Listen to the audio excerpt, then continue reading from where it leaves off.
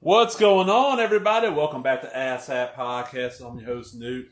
What's going on? I'm gonna throw this. This is one that is inspired by one of my favorite YouTube channels right now for comic books. And I've talked about Uncle Jerk. I love Uncle Jerk's Jerk. I think it's called Jerk Comics because of Uncle Jerk. I love his stuff. I love cartoonist kayfabe. I love what's that other one? Comic tropes. There's quite a few. It's a new one. It says Tom's Comics Curio. As of recording, he's not even been around a month yet. The guy's got like 12 videos out. Great stuff. Covers oddball comics. So I'm going to dig in my collection and pull out an oddball comic. Because, first thing, how many people remember that Topps, the ball card company, made comic books? Okay, y'all that look through the Gillette era, y'all remember this kind of. If you went to comic shops. How many of y'all remember when Topps, that made comic books, did the Kirbyverse? How many people of y'all remember Satan 6? Y'all raise your head that ain't lying. Remember for this fucking issue. Issue 404. Because, look at that. That's Jason Voorhees on the cover. This is his first official appearance in comic books. Because this came out July 93. A little bit before Topps published Jason Goes to Hell, the Final Friday, the comic book adaptation of the film. So this is his first official appearance. So let's check it out. Okay, now look at the top here. We got Brian Bolin, Frank Bruner, and Jack Kirby. You're like, oh, art. No, trading cards inside. They're put up somewhere else. Tony Isabella, John Clearly, and Armando Gill are the actual artists on this. John Clearly does the art on the cover here. He is a very much a McFarlane clone, becomes more of a Stephen Platt clone later on. And it's just a very simple story. They work for Satan. They're trying to recruit souls for Satan, and they're so inept that they end up sending people to heaven.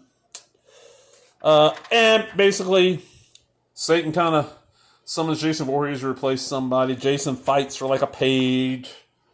Ain't nothing real big there. You can see, I mean, that's kind of cool. And then he gets zapped away, and this angel's like, oh, turn to page 31 for the real story. Well, guess what?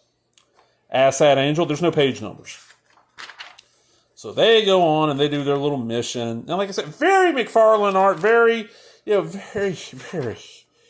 And this guy did like a Hall of Heroes issue. If you remember, Hall of Heroes is where Trent Kanuga got their start. I want to say, is that where Cyberfrog started before it went to Harris? If y'all know Cyberfrog, back before people just hated on Cyberfrog's creator, back when we didn't know how he felt about stuff.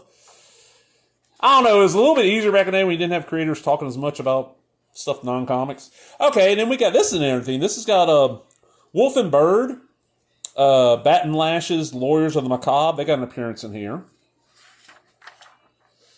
It's it's not horrible. It's a cool looking comic. And then it's over, and before it's over, we get this Teenagers Pro. This is another Jack Kirby creation that, like, he might have done a couple pages. And that's the thing with Satan 6. Like, the first two issues have a couple of pages that are Jack Kirby, and everything else is somebody else. Yeah, it's kind of like that Phantom Force book that was Jack Kirby inked by a pile of people.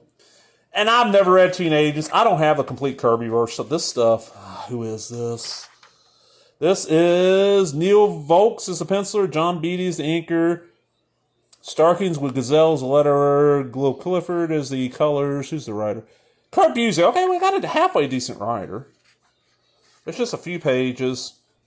And there's Secret City Saga. That's the Kirby Topps Kirbyverse shit people remember.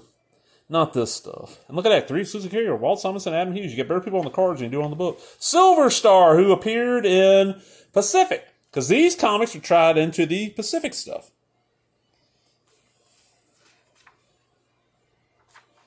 Okay, there it is.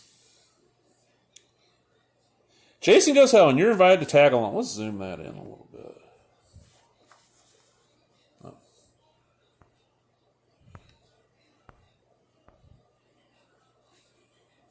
Okay.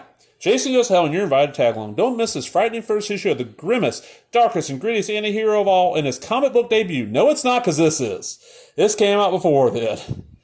The cover literally... Oh, well, this is a cameo.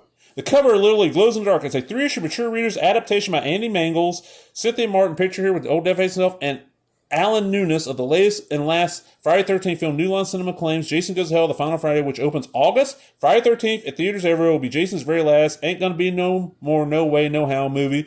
We're making no such claims about Mr. Voorhees' comic book career. In fact, checked out Satan's 6, number 4 for Jason's confrontation with our lovable doves from Limbo.